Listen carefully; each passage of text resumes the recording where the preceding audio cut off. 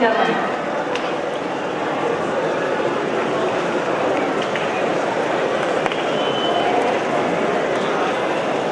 ज्या मातृत्वाने 350 वर्षापूर्वी महाराष्ट्राच्या अस्मितेला संस्काराची धार दिली त्या राजमाता, राष्ट्रमाता, विश्वमाता जिजाऊ महाराष्ट्राच्या मातीमध्ये मराठे त्याची संपूर्ण जगाला ज्या महामानवाने जाणीव करून दिली ते छत्रपती शिवाजी महाराज. अरे मृत्यूलाही ज्याने घाबरवलं, शत्रूलाही हेम वाटावा एवढा आदर्श पुत्र या महाराष्ट्राच्या मातीने घडून दाखवला तो मराठ्यांचा स्वाभिमान माझा राजा शंभू छत्रपती.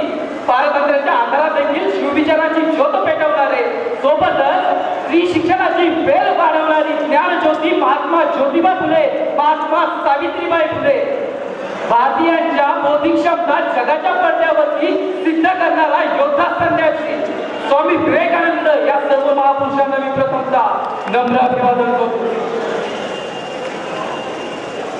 आणि आज या मातृतीर्थावरती जमलेल्या निधड्या चाकराच्या कलकलत्या रक्ताच्या मराठी पाण्याच्या माझ्या बांधवांना आणि सोबतच जिजाऊंच्या वाघिणींना माझा नमस्कार.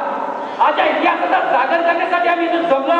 तो इतिहास नेमका कसा घडला? अरे मराठ्यांचा इतिहास एवढा सहज नाही घडला. मराठ्यांचा इतिहास तुकोबांच्या अभंगांनी, जिजाऊंच्या संस्कारांनी, शहाजीराजांच्या त्यागाने आणि छत्रपती शिवरायांच्या तलवारीने, मावळ्यांच्या रक्ताने, शेतकऱ्यांच्या घामाने आणि छावा संभाजीच्या पराक्रमाने माझा इतिहास तळमळला. जीवाचा भाजीने उचललेल्या संशयाने माझा इतिहास तळमळला आहे. शिवा काशींच्या आत्मबलिदानाने माझा इतिहास झुंजला आहे. माधवजींच्या वीर झुंजेने माझा इतिहास राखला आहे. हंबीरावांच्या निष्ठेने. अरे तो आमचाच इतिहास आहे त्यामध्ये बेनात मराठे वीर दौडले सात आणि तेच मराठे आज या जिजाऊ सृष्टीवरती या ऐतिहासिक सोहळ्याचे साक्षीदार बनण्यासाठी जमलेत एक साथ. निखाऱ्यांनी सजलेल्या ज्वलंत इतिहासाच्या आम्ही जिवंत वारसदार आहोत.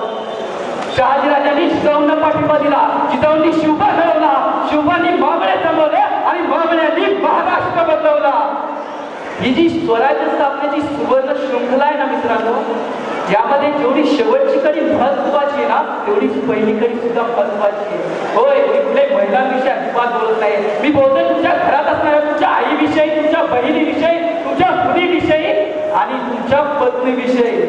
आजही मोठ्या दुःखाने सांगावं लागतं, माझ्या महाराष्ट्रामध्ये, माझ्या देशामध्ये मुलींच्या शिक्षणावरती तेवढा खर्च केला जात नाही जेवढा तिच्या लग्नावरती खर्च केला जातो. आणि ज्या ठिकाणी मुलींच्या लग्नावरती खर्च केला जातो ना त्या ठिकाणी नेमकी परिस्थिती कशी होते नीट लक्षात घ्या.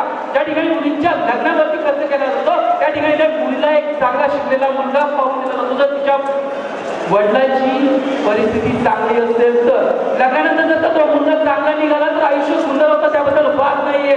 परंतु त्या मुलीचा जो मिस्टर म्हणतो आपण त्याला इंग्लिशमध्ये, पती जर का चांगला निघाला नाही, तो जर का मनमाने वागणारा निघाला तर आयुष्यभर ऍडजस्टमेंट त्या मुलीच्या वाट्याला येते.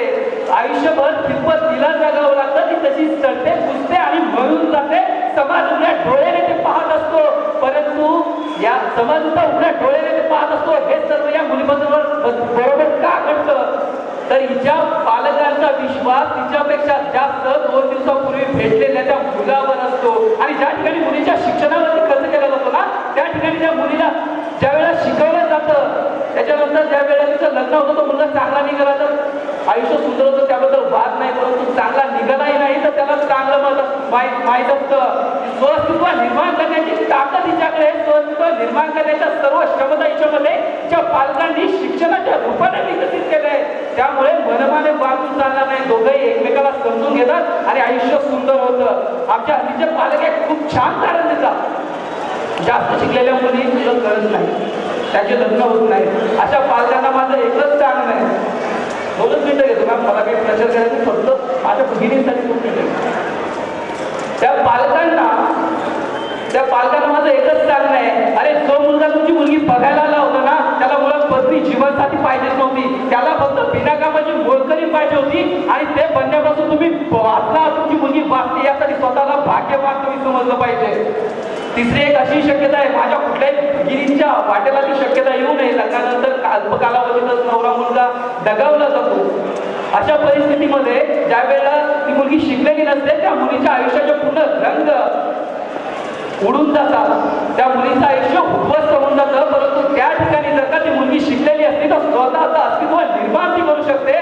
तिचं जगणं सुकर होतं कारण तिच्या पालकांनी त्या क्षमता तिच्यामध्ये शिक्षणाच्या रूपाने भरलेल्या असतात. अरे एक जिजाऊ घडली, तिने महाराष्ट्र घडवला. विचार करा, महाराष्ट्राच्या घराघरात उभे करता जिजाऊ जन्माला आली तर काय होईल या महाराष्ट्राचं.